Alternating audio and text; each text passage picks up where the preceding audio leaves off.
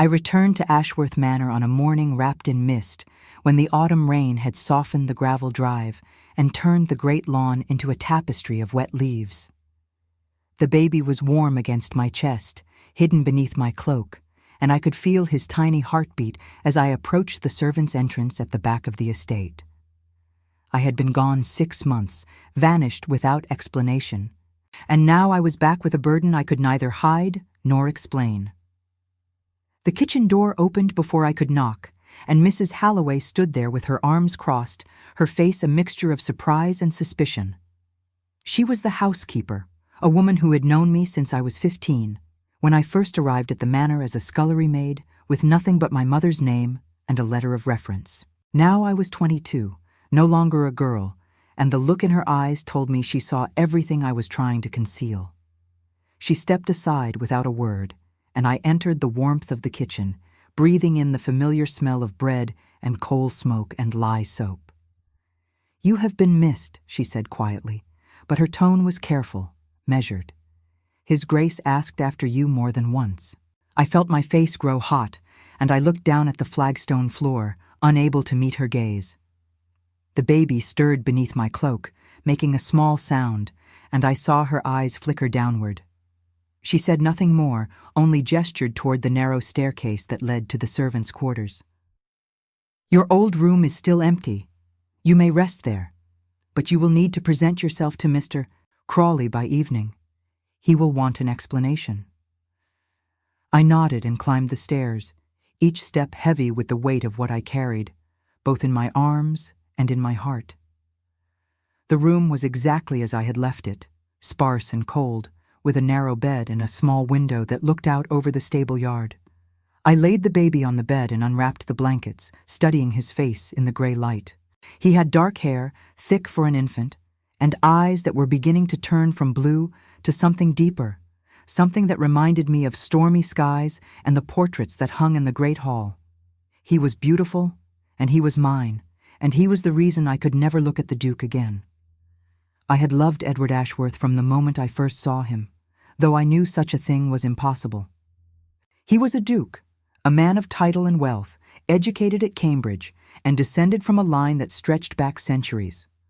I was a servant, the daughter of a seamstress who had died of fever when I was 12, leaving me with nothing but the ability to scrub floors and keep my head down. But love does not ask permission, and it does not respect the boundaries that society draws between us. It simply exists, burning quietly in the places we try to ignore. It began 2 years ago in the winter when I was assigned to tend the fires in the library. The Duke spent his evenings there, reading by candlelight, and I would enter silently to add coal and remove the ashes. At first, he barely noticed me. I was part of the furniture, invisible in my gray dress and white apron. But one night, as I knelt by the hearth, he spoke. "You are very quiet," he said, and I looked up, startled. I had not expected him to acknowledge my existence. "I am sorry, Your Grace," I replied, thinking I had disturbed him. But he shook his head. It was not a criticism. I find it restful. After that, he spoke to me sometimes, small observations about the weather or the books he was reading. I learned that he was lonely, that his wife had died 3 years prior in childbirth, along with the infant, and that he had closed himself off from society in his grief. He was only 30, but he carried himself like a much older man, weighed down by loss and duty. I began to look forward to those evenings in the library, to the sound of his voice and the way the firelight softened the hard lines of his face. I told myself it was harmless, that I was simply being kind to a man who had suffered.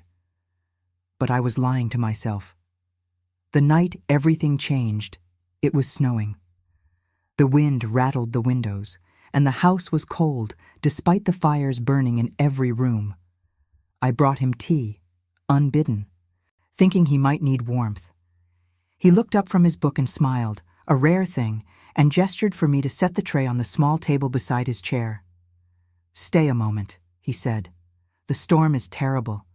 I would not want you to slip on the stairs in the dark." I stood there, uncertain, my hands folded in front of me. He poured the tea himself, and handed me a cup, an act so unexpected that I nearly dropped it. "Sit," he said, nodding toward the chair across from him. I hesitated, knowing it was improper, but something in his eyes made me obey. We sat in silence for a while, listening to the wind, and then he began to talk. He told me about his wife, about how young she had been, only 19, and how he had failed to protect her. He spoke of guilt and regret, and I listened, saying nothing, because there was nothing I could say that would ease such pain. When he finished, he looked at me with an intensity that made my breath catch.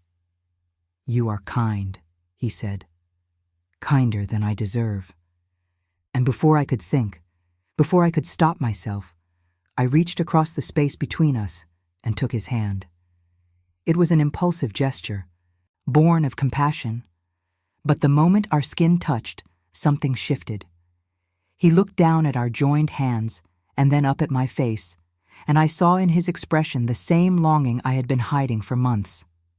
What happened next was inevitable, though I knew even then that it would destroy me.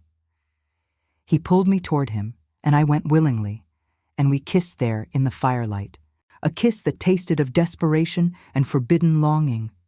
I should have stopped it. I should have pulled away and run from the room and never looked back. But I was 20 years old, and I had never been touched with such tenderness, and I wanted him more than I had ever wanted anything. We met in secret after that, stolen moments in the library or the garden or the empty rooms of the East Wing. He told me he loved me, whispered it against my hair as we lay together in the darkness, and I believed him. I believed that somehow, against all reason, we could find a way to be together. But I was a fool. A duke does not marry a servant, no matter what promises are made in the heat of passion. And when I realized I was carrying his child, I knew I had to leave. I told no one. I simply disappeared one morning before dawn, taking only a small bag and the few coins I had saved. I went to my aunt's cottage in the north, a place so remote that no one from the manor would ever think to look for me. I spent the months of my pregnancy in hiding, sick with longing and fear, wondering if he thought of me at all, or if I had been nothing more than a momentary lapse in judgment. My aunt asked no questions, only helped me when the time came, and when I held my son for the first time, I wept for everything I had lost. But I could not stay away forever. My aunt was old and poor, and I had no means to support myself and the baby. I had no choice but to return to Ashworth Manor and hope that I could find work again, that I could hide the truth and raise my son in the shadows of the estate where his father lived. It was a desperate plan, born of desperation, but it was all I had. Now, as I sat in my small room with the baby sleeping beside me, I heard footsteps in the corridor. My heart began to race, and I stood quickly, smoothing my dress and checking that the baby was still asleep. The door opened, and Mr. Crawley, the butler, stood there with his usual expression of stern disapproval. "Miss Hartley," he said, his voice clipped, "you will come with me. His Grace has requested to see you." I felt the blood drain from my face. Already. I had hoped for more time, for a chance to prepare myself, but there was no escaping it. I nodded and followed him down the narrow stairs and through the servants' corridors, my hands trembling. We emerged into the grand hallway with its marble floors and towering portraits, and I felt like an intruder in a world that had never been meant for me. Mr. Crawley led me to the library, the very room where everything had begun, and knocked twice before opening the door. "His Grace will see you now," he said, and stepped aside. I entered slowly, my eyes on the floor, and heard the door close behind me. The room was exactly as I remembered, filled with books and the smell of leather and smoke. And there, standing by the window with his back to me, was Edward. He was dressed in dark wool, his hands clasped behind him, and for a moment he did not move. Then he turned, and I saw his face. He looked older, thinner, as though he had not been sleeping well. His eyes found mine, and I saw in them a flash of something I could not name, relief or anger or pain. I looked away immediately, fixing my gaze on the carpet, my heart pounding so hard I thought he must hear it. "Miss Hartley," he said, and his voice was carefully controlled, empty of emotion. "You have returned." "Yes, Your Grace," I whispered. There was a long silence, and I could feel his gaze on me, searching, questioning. "Where have you been?" "I was ill, Your Grace. I went to stay with family." Another silence, heavier than the first. "And are you recovered?" I nodded, still unable to look at him. "Yes, Your Grace." He took a step toward me, and I flinched, my body betraying me. He stopped, and I heard him exhale slowly. "Look at me," he said, and it was not a request. I forced myself to raise my eyes, and the moment our gazes met, I knew he saw everything. He saw the truth I was trying to hide, the secret I carried, and I saw in his expression the same knowledge, the same terrible understanding. "Why did you leave without a word?" he asked, and his voice was no longer controlled. It was raw, pained. "Why did you not tell me?" I could not speak. My throat was tight, and tears were beginning to blur my vision. I looked away again, shaking my head, and he crossed the room in 2 strides and took my face in his hands, forcing me to meet his eyes. "Tell me," he said, and his voice broke. "Tell me the truth." "I have a child," I whispered, and the words felt like a confession and a condemnation all at once. "A son." He stared at me, and I saw his face change, saw the realization settle over him like a shroud. His hands dropped from my face, and he stepped back, running a hand through his hair. "My God," he breathed. "My God, Eleanor." And in that moment, standing in the library where we had first kissed, I knew that nothing would ever be the same again. He stood there in the fading afternoon light, his face pale, his eyes searching mine with an intensity that made me want to look away. But I held his gaze, because I owed him that much, because after everything we had shared, I could not be a coward now. The silence stretched between us, heavy with unspoken questions, and the weight of a truth that could ruin us both. "Where is he?" Edward asked finally, his voice barely above a whisper. "Where is my son?" I felt my chest tighten at those words. My son. He had claimed the child without hesitation, without doubt, and something in me broke at the certainty in his voice. "He is upstairs," I said. "In the servants' quarters. He is sleeping." Edward turned away from me, walking to the window, his shoulders rigid with tension. I watched him, waiting, my hands clasped so tightly that my knuckles had gone white. The clock on the mantel ticked steadily, marking the seconds of a conversation that was changing everything. When he spoke again, his voice was rough with emotion. "Why did you not come to me? Why did you run?" "I could not burden you with this," I said, and my voice trembled despite my efforts to control it. "You are a duke. You have responsibilities, a position in society. What we did was already unforgivable. A child would have destroyed you." He spun around, and I saw anger flash across his face. "Destroyed me?" he repeated. "Eleanor, do you have any idea what these past months have been like? I thought you were dead. I thought I had driven you away, that my selfishness had ruined you. I searched for you. I sent men to every village within 50 miles. And you think I would have chosen my position over you, over our child?" I stared at him, stunned. I had imagined many reactions, but not this. Not the raw pain in his voice, not the accusation that I had wronged him by leaving. "You cannot mean that," I said. "You know as well as I do what would happen if the truth came out.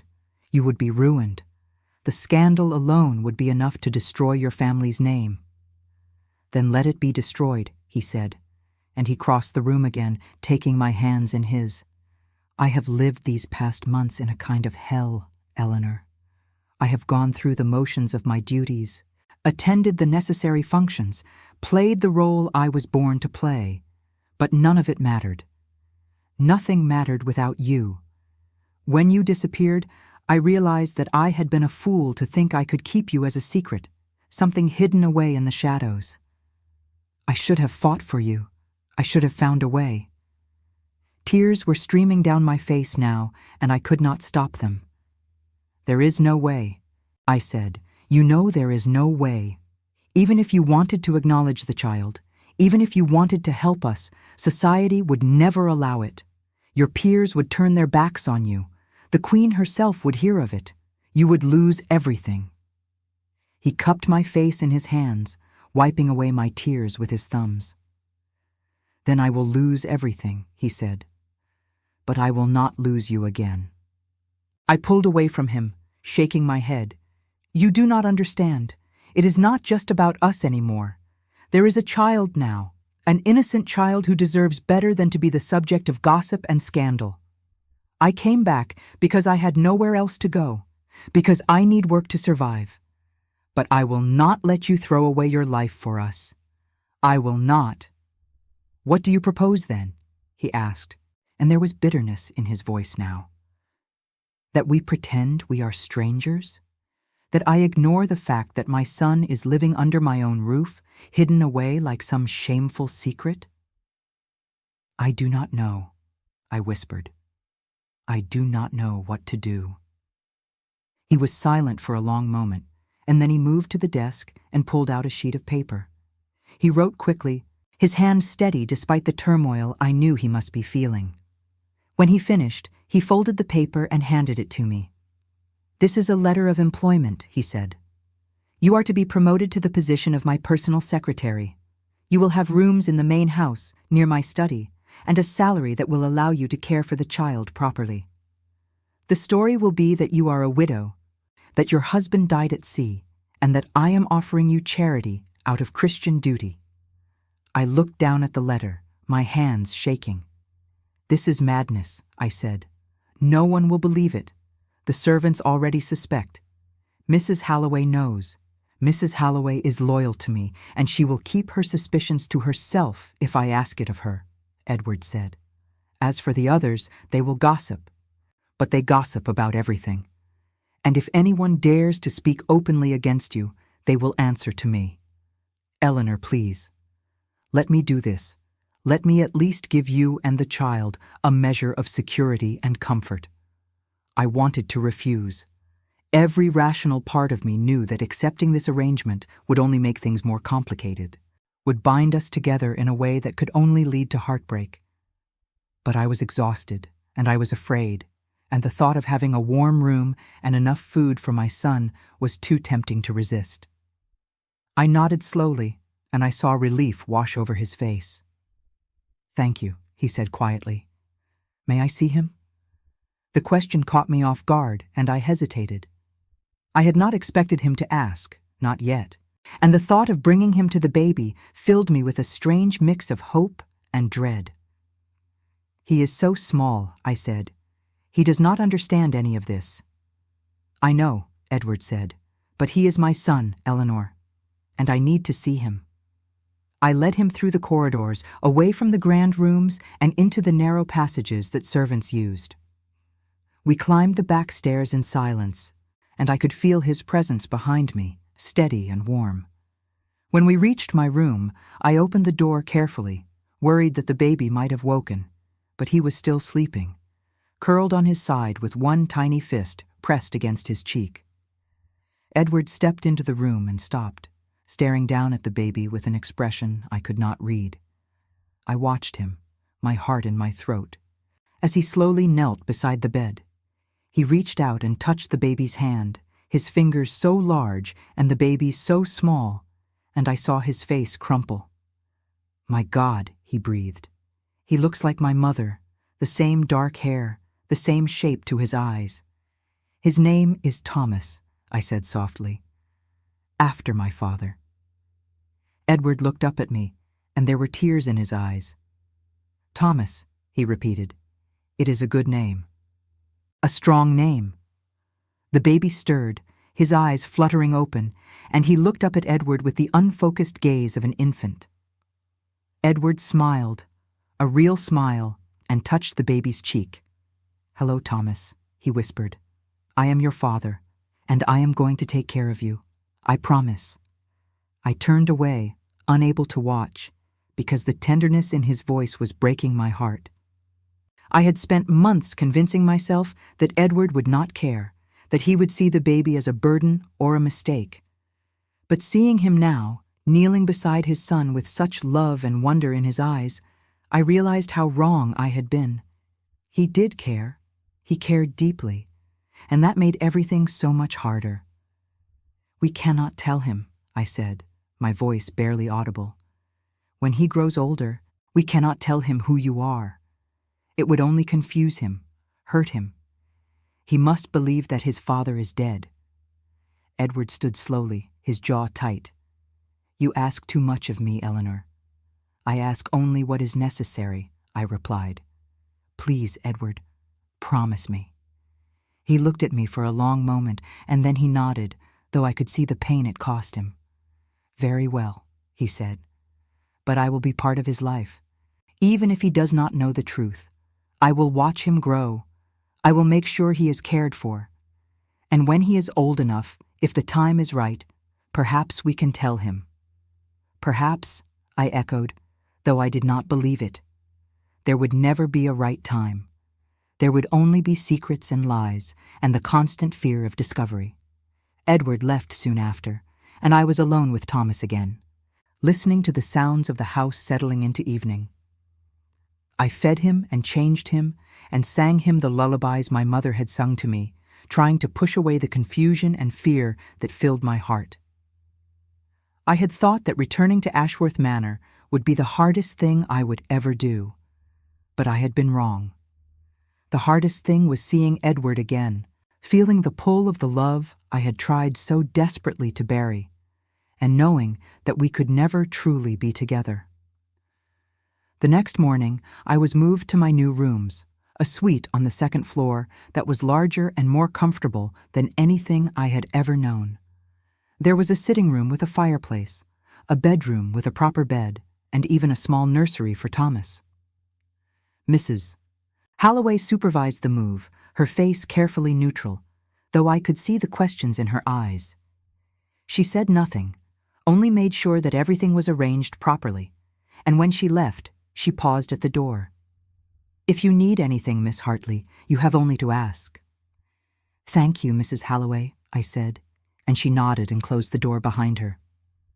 I spent the day settling in, unpacking the few things I had brought with me, and arranging the nursery so that Thomas would be safe and warm. It felt strange to be living in such comfort, to have servants bringing me meals and coal for the fire.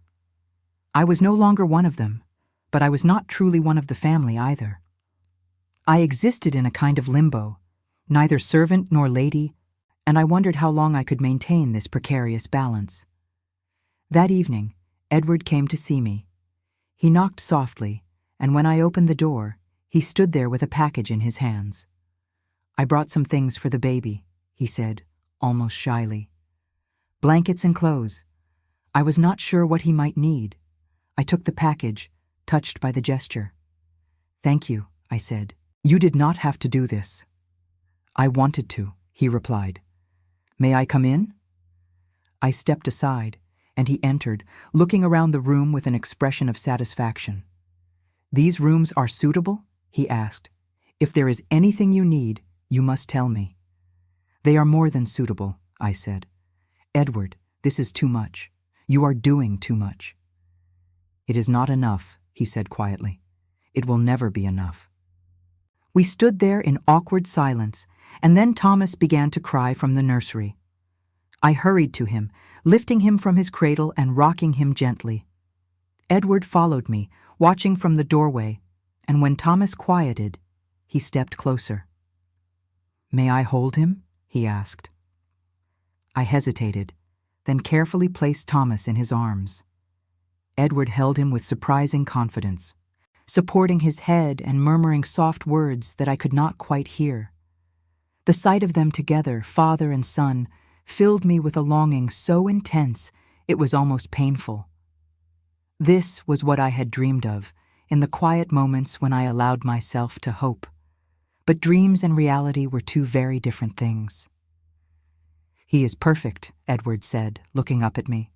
"Thank you, Eleanor." Thank you for bringing him into this world." I smiled, though my eyes were filled with tears. "He is the best thing I have ever done."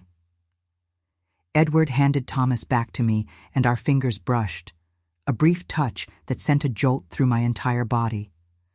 I saw in his eyes that he felt it too, that spark of connection that had never truly gone away. But we both knew that nothing could come of it. We were trapped by circumstances beyond our control, bound by duty and propriety and the unforgiving rules of society. "I should go," Edward said, his voice rough, "but I will come again tomorrow if you will allow it." "Of course," I said. "You are always welcome."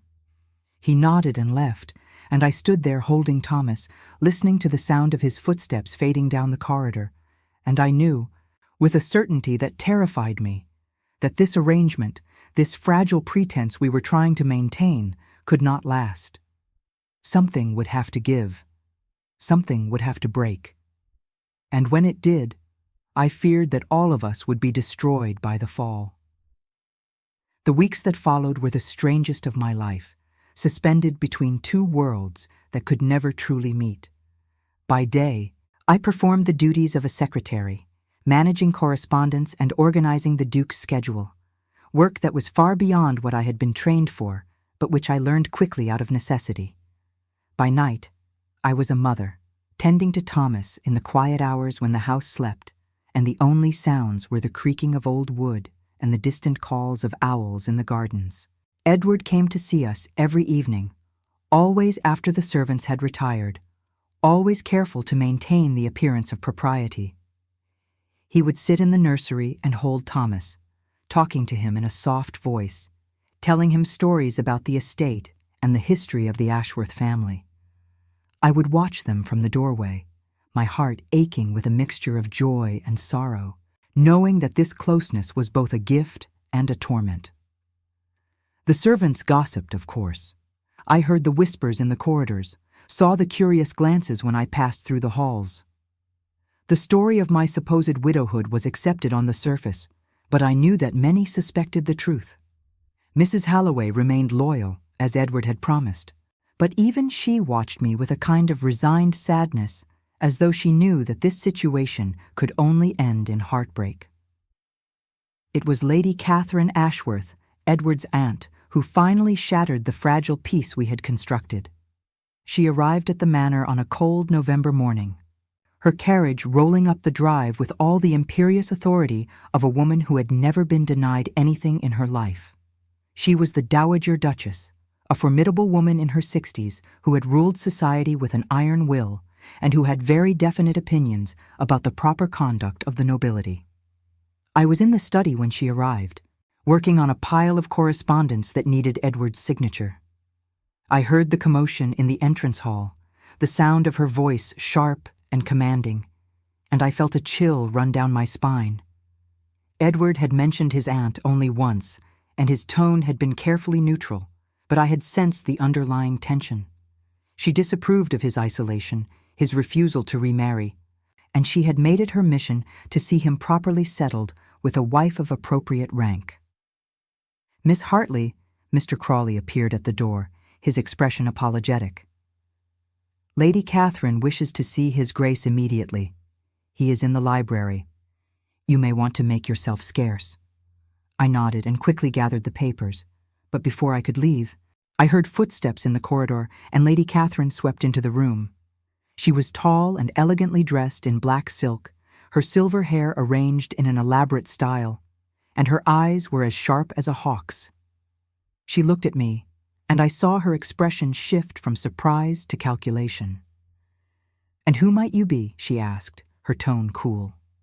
"Miss Eleanor Hartley, your ladyship," I said, curtsying as I had been taught.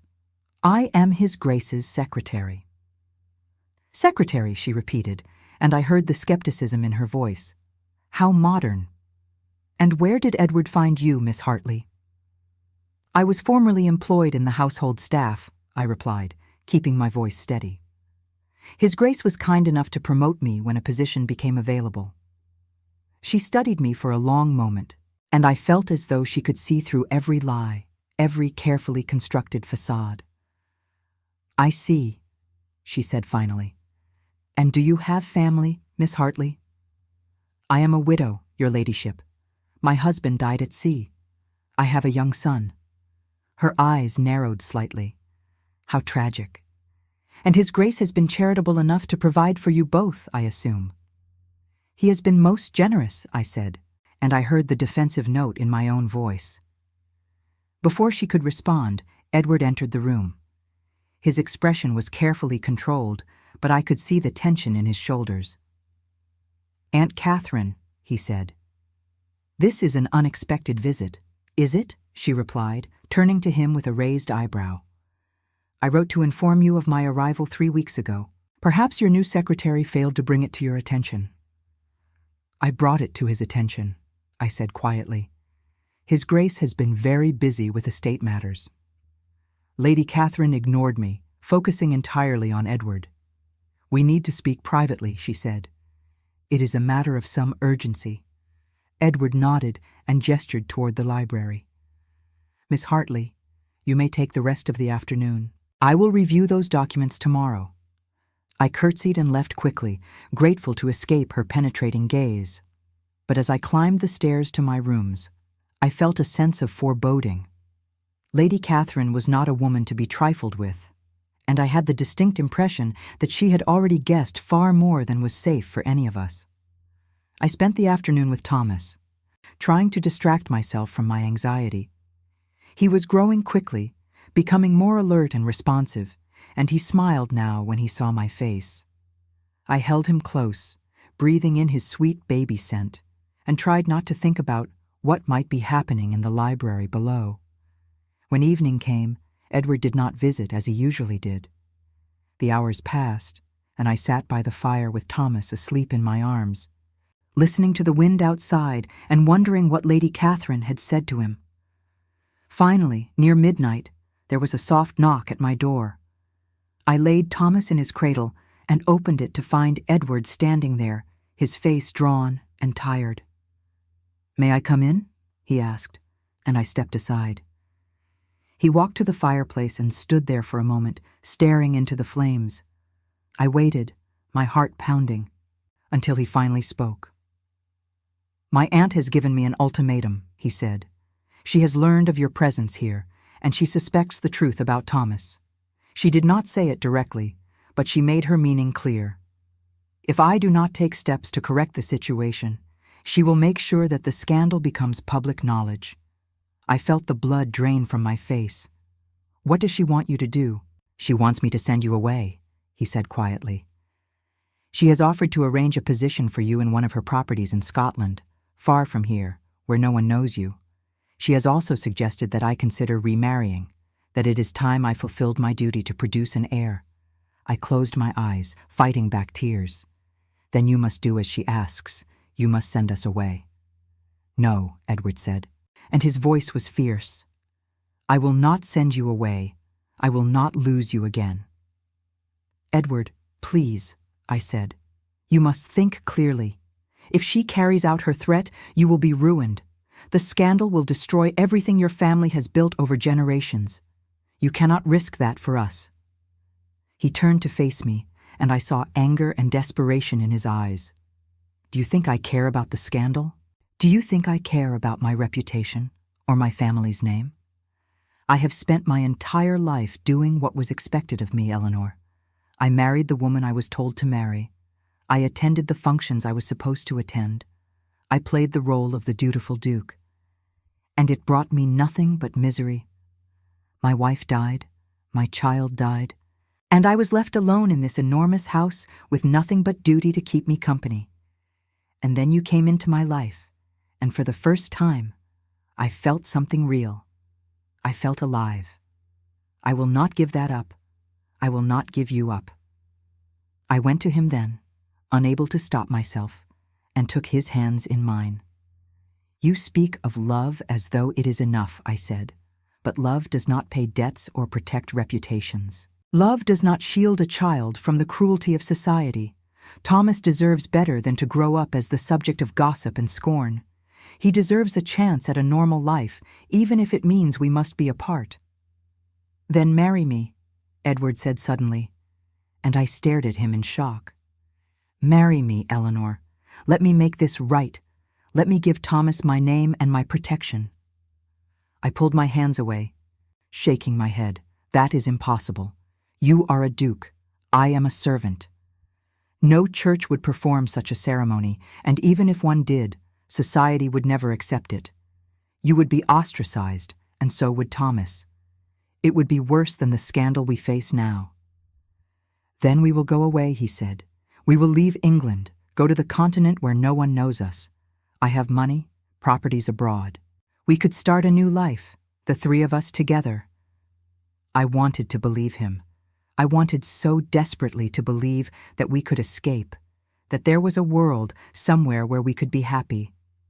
But I knew it was a fantasy. Edward was tied to this land by duties and responsibilities that went far beyond his personal desires. And even if we did leave, we would be hunted by scandal, pursued by those who would see us punished for transgressing the boundaries of class and propriety. "We cannot run from this," I said gently. "And you know it. Your aunt is right, Edward. The only way to protect yourself, to protect your family's legacy, is to send us away. I will go to Scotland. I will raise Thomas there, and he will never know the truth. You will remarry as you should, and you will have legitimate children who can inherit everything you have built. It is the only way." He looked at me with such anguish that I nearly broke. "I cannot do it," he whispered. "I cannot let you go." "You must," I said, and tears were streaming down my face now, for Thomas, for the future he deserves. "Please, Edward, let us go." He reached out and pulled me into his arms, holding me so tightly I could barely breathe. I buried my face in his chest, inhaling the familiar scent of him, memorizing the feel of his heartbeat against my cheek. We stood there for a long time, neither of us speaking, both of us knowing that this was the beginning of the end. When he finally pulled away, his eyes were red. "I will make the arrangements," he said, his voice rough. "But I will provide for you, Eleanor. I will make sure you and Thomas have everything you need.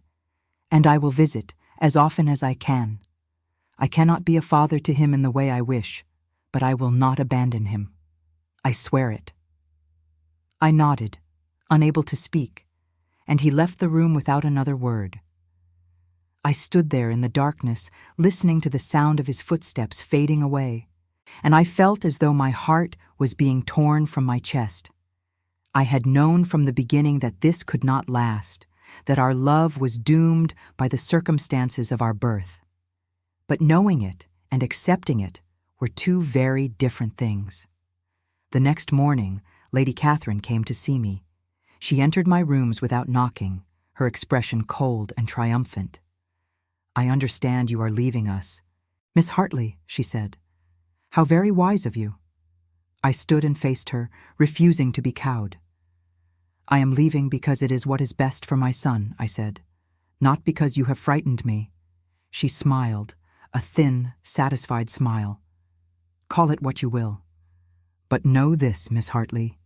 If you ever attempt to contact my nephew again, if you ever try to use that child to manipulate him or extract money from him, I will destroy you. I have the power and the resources to see you ruined completely. Do you understand me?" "I understand you perfectly, your ladyship," I said, meeting her gaze steadily. "But you are wrong about one thing. I have never sought to manipulate His Grace. I love him. I have always loved him. And I am leaving precisely because I love him too much to see him destroyed." She studied me for a moment, and I saw something flicker in her eyes, something that might have been grudging respect. "Perhaps you do love him," she said. "But love is not enough, Miss Hartley. It never has been. You are too young to understand that now, but one day you will." She turned and left, and I sank into a chair, my body shaking with suppressed emotion. She was right, of course. Love was not enough. It had never been enough. And as I looked at Thomas, sleeping peacefully in his cradle, I knew that I had made the right choice, even though it felt like the choice was killing me. Within a week, the arrangements were made. I would travel to Scotland with a generous sum of money, enough to support Thomas and myself comfortably for years. Edward would visit twice a year under the guise of checking on his properties in the north.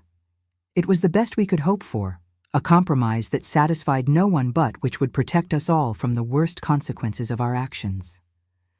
The night before I was to leave, Edward came to me one last time.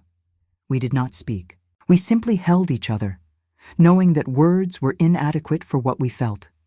And when he finally left, he paused at the door and looked back at me. "I will never stop loving you," he said.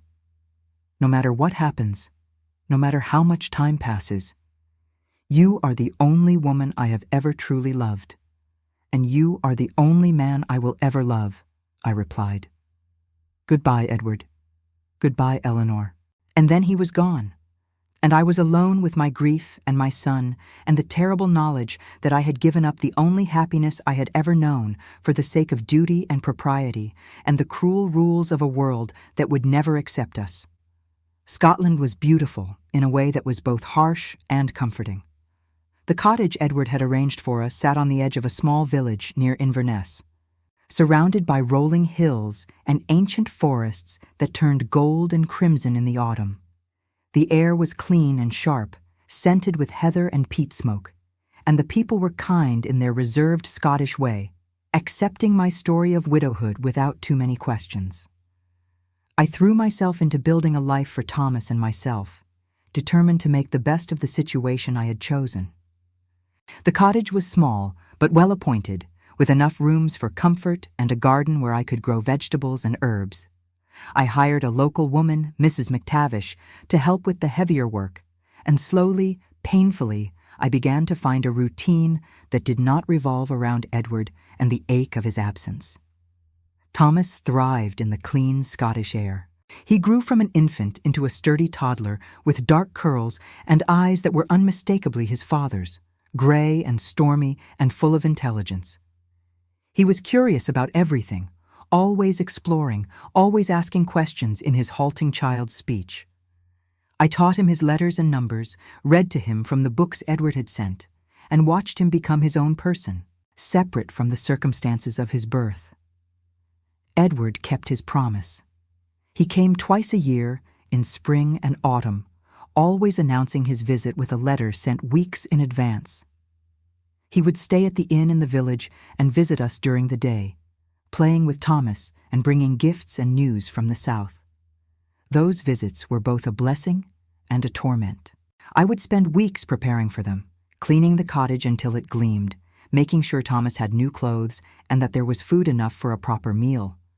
And then Edward would arrive, and for a few precious days, we would be something like a family. But we were not a family, not really. Edward was Uncle Edward to Thomas, a kind benefactor who took an interest in his welfare. Thomas adored him, would run to greet him with squeals of delight, and Edward would scoop him up and spin him around, his face alight with joy. And I would watch them together, my heart full and breaking at the same time, knowing that Thomas would never know the truth, that he would grow up believing his father was a nameless sailor who had died before he was born. The nights when Edward visited were the hardest. After Thomas was asleep, we would sit by the fire and talk, catching up on the months between visits, sharing our thoughts and fears. Sometimes we would reach for each other, unable to resist the pull that still existed between us, and we would make love with a desperate intensity, knowing that it was wrong, that we were only making things harder for ourselves, but unable to stop. In the morning, Edward would leave before Thomas woke, and I would lie in bed, staring at the ceiling, feeling hollowed out and ashamed, and still hopelessly in love. 3 years passed this way. Thomas grew into a bright, lively child, full of questions and energy. I taught him myself, using the education I had gained from my time as Edward's secretary and the books he continued to send.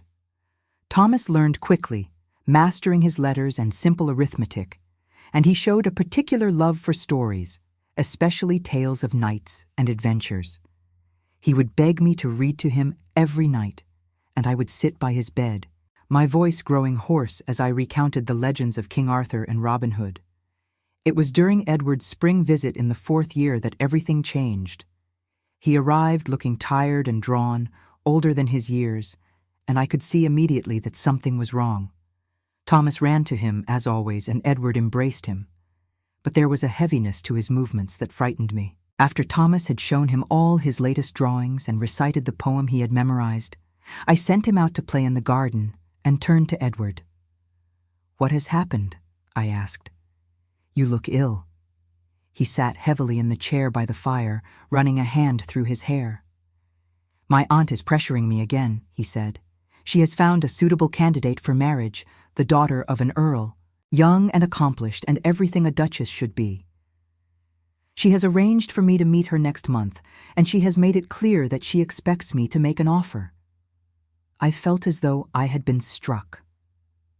"Of course," I said quietly. "You must marry. You need an heir, a legitimate heir. It has been 4 years, Edward. I always knew this day would come." He looked up at me, and I saw anguish in his eyes. "I do not want to marry her, Eleanor. I do not want to marry anyone but you." "But you cannot marry me," I said, and my voice was steady despite the pain in my chest. "We have been through this. You have responsibilities, duties that go beyond what you want, and I will not stand in your way. You must do what is expected of you." He stood and came to me, taking my hands in his. "Come back to Ashworth," he said urgently. "Bring Thomas. I will find a way to keep you close, to see you both every day instead of twice a year. This separation is killing me, Eleanor. I cannot bear it any longer." I pulled my hands away, shaking my head. "And what would that accomplish?" I asked. "Thomas is 4 years old now. Soon he will start asking questions, wondering why Uncle Edward visits so often, why he looks at him with such love. And what happens when you marry this woman, when you have children with her? How do you think Thomas will feel, growing up in the shadow of legitimate heirs, knowing he is less than they are?" "He will not be less," Edward said fiercely. "I will make sure he has everything he needs, an education, a future. But not your name," I said, "never your name. And that is what will hurt him most, Edward. Not the lack of money or opportunity, but the knowledge that his own father could not acknowledge him. I will not do that to him. I will not bring him back to that world." We stood there in bitter silence, and then Edward's shoulders sagged. "You are right," he said, his voice barely audible. "You have always been right. I have been selfish, thinking only of my own desires. But God, Eleanor, how am I supposed to live without you?" "The same way I live without you," I said, and tears were sliding down my face. "One day at a time, one breath at a time. We made our choice 4 years ago, Edward. We chose Thomas's welfare over our own happiness. We cannot go back on that now." He pulled me into his arms and I let him hold me, let myself take comfort in his warmth one last time. When he pulled away, his face was wet with tears. "I will still visit," he said. "I will still provide for you. Nothing will change in that regard." But I knew that everything would change. Once he was married, once he had a wife and legitimate children, the visits would become less frequent, more difficult to arrange. Eventually, they would stop altogether, and Thomas and I would be left with only memories and the money Edward sent to remind us of what we had lost. Edward left the next morning, and I did not know when I would see him again. I threw myself into caring for Thomas, into building the life we had in Scotland. But at night, when the cottage was quiet and Thomas was asleep, I would lie in bed and allow myself to grieve for the love I had given up, for the life we could have had if the world had been kinder. Months passed. Spring turned to summer, and I received a letter from Edward. He had become engaged to Lady Margaret Thornton, a match that was celebrated throughout society. The wedding would take place in the autumn. He wrote that he would try to visit before then, but I knew it was unlikely. His life was no longer his own. It belonged to duty and tradition and the expectations of a world that had no place for people like us. I burned the letter after reading it, not wanting any evidence of our continued connection. And then I went out to the garden, where Thomas was playing with a wooden sword Edward had given him on his last visit, pretending to fight dragons and rescue maidens. He looked up at me and smiled, his face bright with joy, and I smiled back, pushing down the pain that threatened to overwhelm me. "Are you sad, Mama?" he asked, tilting his head with that uncanny perceptiveness children sometimes have. "No, darling," I lied. "I am not sad. Come, let us go for a walk. I want to show you where the wild strawberries grow." He took my hand, chattering about dragons and knights, and we walked into the hills together. And I made myself a promise that I would never let him see my grief, that I would give him a childhood filled with love and security, even if my own heart was breaking. That autumn, I received another letter, not from Edward, but from Mrs. Halloway. She wrote to tell me that the Duke had married Lady Margaret in a ceremony at St. George's Chapel, attended by half the nobility of England. She wrote that the new Duchess was beautiful and gracious, everything a duke's wife should be. And she wrote, in a postscript that I knew was meant kindly, that His Grace had seemed happy. I did not cry when I read that letter. I had no tears left. I simply folded it carefully and placed it in the small box where I kept the few mementos of my time at Ashworth Manor. And then I went about my day, cooking and cleaning and caring for Thomas, living the life I had chosen. Winter came early that year, blanketing the hills in snow and turning the world silent and white. Thomas loved the snow, building snowmen and throwing snowballs, his laughter ringing through the cold air. I watched him play, wrapped in my shawl, and tried not to think about Edward, tried not to wonder if he was happy with his new wife, if he thought of us at all. It was on a dark December evening, when the wind was howling around the cottage and the fire was burning low, that there was a knock at the door. I was not expecting anyone. Mrs. McTavish had gone home hours ago, and the village people rarely ventured out in such weather. I opened the door cautiously, and my breath caught in my throat. Edward stood there, covered in snow, his face haggard and desperate.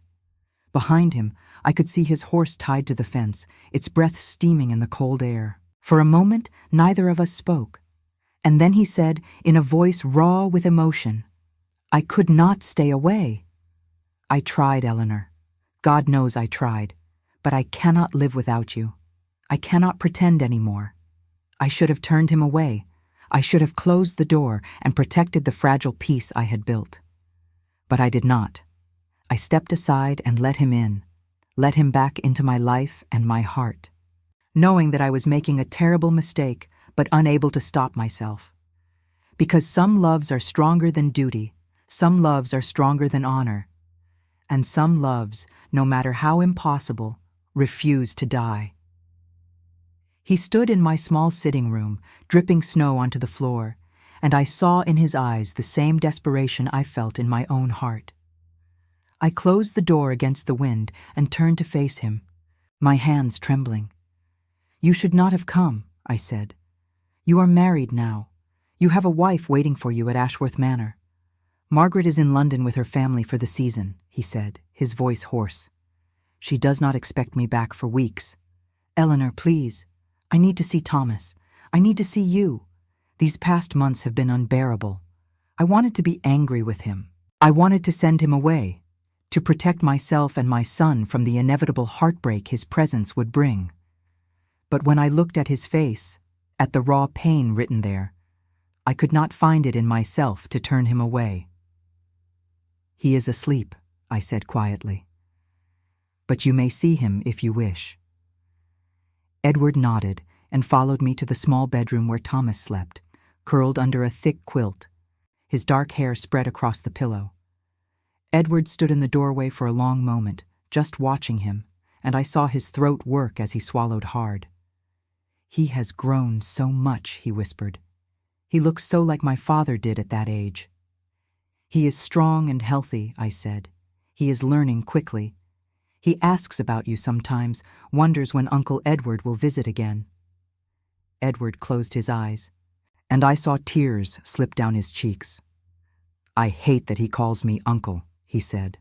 "I hate that I cannot tell him the truth, that I am his father, and I would give anything to claim him." I touched his arm gently. "We have been through this, Edward. Nothing has changed. If anything, your marriage makes it even more impossible. You must think of your wife, of the children you will have with her. They deserve your loyalty." He turned to me then, taking my face in his hands. "I have tried to love her, Eleanor. I have tried to be a good husband, to do my duty. But every time I look at her, I see you. Every time she speaks, I hear your voice. I am living a lie, and it is destroying me." I pulled away from him, wrapping my arms around myself. "Then what do you propose?" I asked, and there was bitterness in my voice now. "That we continue this way, sneaking moments together while you maintain your respectable marriage? That Thomas grows up knowing his father visits sometimes, but never stays, never claims him? That is no life for any of us, Edward." "I know," he said, and his voice broke. "I know it is impossible, but I cannot give you up. I have tried, Eleanor. I married Margaret because it was expected of me, because my aunt demanded it, because I thought perhaps if I fulfilled my duty, I could find some measure of peace. But there is no peace. There is only this constant ache, this longing for something I cannot have." We stood there in the hallway, the silence broken only by the sound of the wind outside and Thomas's soft breathing from the bedroom. And then Edward spoke again, his voice so low I barely heard it. "Margaret is with child." I felt as though the floor had dropped away beneath me. The words hung in the air between us, final and irrevocable. "Of course she is," I said, forcing my voice to remain steady. "That is as it should be. You will have a legitimate heir, a child who can inherit everything you have built. That is what you needed, what society demanded." "But I do not love her," Edward said desperately. "I do not love the child she carries. How can I, when my heart belongs to you and to Thomas?" I felt anger then, sharp and hot, cutting through the grief. "You will love that child," I said, my voice rising. "You will love them because they are innocent, because they did not ask to be born into this situation any more than Thomas did. And you will be a good father to them, Edward, because that is what decent people do. They do not punish children for the sins of their parents." He stared at me, shocked by my vehemence, and then he nodded slowly. "You are right," he said. "You are always right. I am sorry, Eleanor. I should not have come here. I should not have burdened you with this." He turned to leave, but I caught his arm. "Wait," I said. "You came all this way in a storm. At least stay until morning. The roads will be safer in daylight, and you need rest." He looked at me, hope and fear warring in his expression. "Are you certain?" "I am certain," I said, though I knew it was a mistake. I knew that having him here, under my roof, would only make everything harder. But I could not send him out into the storm, could not bear the thought of him riding through the darkness alone and despairing. I made up the small bed in the spare room and brought him blankets and a basin of warm water to wash. He thanked me quietly, and I left him there, retreating to my own room and closing the door. But I could not sleep. I lay awake, staring at the ceiling, listening to the wind, and thinking about the impossible situation we had created. In the morning, Thomas woke early and discovered Edward in the kitchen, warming himself by the fire. He let out a cry of delight and ran to him, and Edward caught him up, holding him tightly. I watched from the doorway, my heart aching at the sight of them together. This was what Thomas deserved, a father who loved him and could be part of his daily life. But it was the one thing I could never give him. "Uncle Edward," Thomas said, his eyes shining, "did you bring me a present?" Edward laughed, a sound I had not heard in so long. "I did," he said, setting Thomas down and reaching into his bag. He pulled out a small wooden horse, beautifully carved, and Thomas took it with reverent hands. "It is wonderful," Thomas breathed. "Thank you, Uncle Edward. Will you stay and play with me?" Edward glanced at me, and I saw the longing in his face. "For a little while," he said. "But then I must go. I have business to attend to." We spent the morning together, the three of us, playing with Thomas and his toys, reading stories, pretending for a few precious hours that we were a normal family. Thomas was so happy, his laughter filling the cottage, and I saw Edward's expression soften, saw the love and pain mingling in his eyes every time he looked at his son. But the hours passed too quickly, and by midday, Edward knew he had to leave. He knelt down and embraced Thomas, holding him for a long moment. "Be good for your mother," he said. "Study hard and grow strong, and I will come back to see you soon." "Promise?" Thomas asked, his small hand clutching Edward's coat. "I promise," Edward said, though I could hear the doubt in his voice. After Thomas ran off to play with his new horse, Edward and I stood by the door, neither of us knowing what to say. "This cannot continue," I said finally. "You know it cannot. You have a wife now, and soon you will have a child. You must focus on them, Edward. You must build a life with them and let us go." "I do not know if I can," he said, and his voice was raw with grief. "You must," I said firmly, "for Thomas's sake, for your own sake. We have had these 4 years, these stolen moments, but it is time to face reality. You are a duke, Edward. You have responsibilities that go beyond your personal desires, and I am a woman trying to raise a son in peace. We cannot keep tearing open these old wounds. It is not fair to anyone, least of all to Thomas." He looked at me for a long moment, and then he nodded. "You are the strongest person I have ever known," he said quietly. "Stronger than I could ever be." "I am not strong," I said, and tears were falling now, hot and fast. "I am simply doing what must be done." He reached out and wiped my tears away with his thumb, a gesture so tender it broke my heart. "I will always love you, Eleanor. No matter what happens, no matter how many years pass. You are the love of my life, and you are mine," I whispered. "But sometimes love is not enough." He kissed me then, one last time, a kiss that tasted of salt and sorrow and goodbye. And then he was gone, riding away into the winter morning, and I stood in the doorway watching until he disappeared over the hills.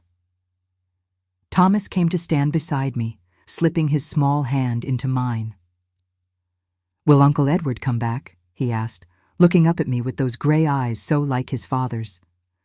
"I do not know, darling," I said, pulling him close. "But we will be all right, you and I. We will always be all right." The years passed, slowly and steadily.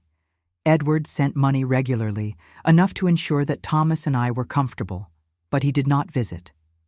I received occasional letters from Mrs. Halloway, keeping me informed of events at Ashworth Manor. Lady Margaret gave birth to a son, and then a daughter, and Edward fulfilled his duty as a father and husband. The letters said nothing of his happiness or unhappiness, but I read between the lines and understood that he was doing what I had asked him to do, building a life with his legitimate family and letting us go. Thomas grew into a fine young man, intelligent and kind, with a love of books and learning that reminded me so much of his father. When he was 10, I told him the truth about his parentage, unable to bear the lies any longer. I expected anger or hurt, but instead he simply nodded, as though he had suspected all along. "Does he know?" Thomas asked. "Does my father know about me?" "He knows," I said, "and he loves you very much. But there are circumstances beyond our control that keep him away." Thomas thought about this for a moment, and then he said, "I understand, Mama, and I do not blame you. You did what you thought was best." I held him then, this boy who was becoming a man, and I thanked God that he had inherited not just his father's looks and intelligence, but also his capacity for understanding and forgiveness. When Thomas was 17, he received a letter. It was from Edward. the first direct communication between them in all those years.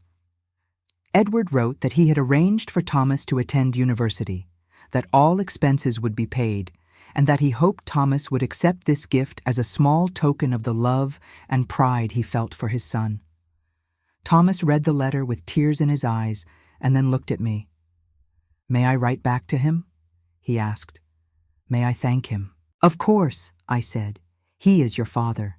You have every right to know him if you wish." And so a correspondence began between them, letters exchanged across the distance that separated them. Edward told Thomas about the estate, about the family history, about his own youth and education. Thomas wrote about his studies, his ambitions, his hopes for the future. And slowly, carefully, they built a relationship that was not quite what either of them wanted, but was better than nothing. I was 42 years old when I received the letter that changed everything. It came from Edward's solicitor, informing me that Lady Margaret had died of influenza, and that the Duke was asking if I would consider returning to Ashworth Manor. Not as a servant, not as a secretary, but as his companion and eventual wife. I sat with that letter for a long time, reading it over and over, unable to believe what it said. After all these years, after all the pain and separation, he was asking me to come back. Thomas was at university by then, nearly grown, no longer in need of my constant care. And I was tired of being alone, tired of living half a life in the shadows. I wrote back to the solicitor, saying I would consider the offer, and within a week, Edward himself appeared at my door. He was 50 now, his dark hair streaked with gray, lines of age and sorrow etched into his face. But when he smiled at me, I saw the man I had fallen in love with all those years ago. "Eleanor," he said, taking my hands, "I know I have no right to ask this of you. I know I have caused you so much pain. But I am asking anyway. Come back to me. Marry me. Let me spend whatever years I have left making up for all the years we lost." I looked into his eyes, and I saw hope there, and love, and the same desperate longing I felt in my own heart. "What about society?" I asked. "What about the scandal?" "Let there be scandal," he said. "I do not care any more. I have done my duty. I have produced heirs, maintained the estate, played the role I was born to play. But I am tired, Eleanor. I am tired of living without you. And I want whatever time we have left to be spent together, openly and honestly." "And Thomas?" I asked. "How will this affect him?" "Thomas is a man now," Edward said. "A man I am proud of, even if I could not claim him publicly. But I have made provisions for him in my will. He will inherit property and money enough to ensure his future is secure. And once we are married, I will tell the world that he is my son. Let them judge us if they will. I do not care."